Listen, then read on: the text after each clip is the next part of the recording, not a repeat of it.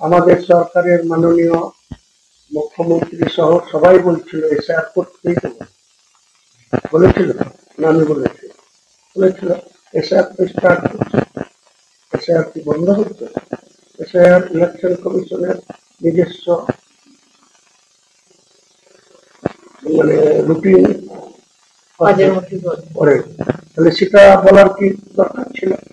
SR এর আগে 4 জন অফিসারের বিরুদ্ধে অনেক গড়িমসি হলো, লাস্ট মাস কি হচ্ছে সেই অফিসারদের, আজকে তাদের অবস্থানটা কোথায়?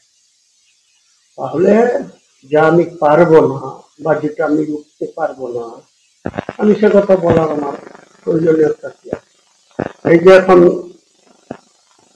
ভাগাড়ের শগুন যেমন গরু খুঁজে বেড়ায়, মরা গরু নেমে পড়ে, এরা এখন বিজেপিও বটে, তৃণমূলও বটে, দুজনেরা এখন কে কার মৃত্যু হচ্ছে, কে গলায় দড়ি দিয়ে মরছে টাকার বিনাশ দায়ে, সেই বাড়িতে চলে গেছি, নমস্কার করছি, প্রণাম করছি।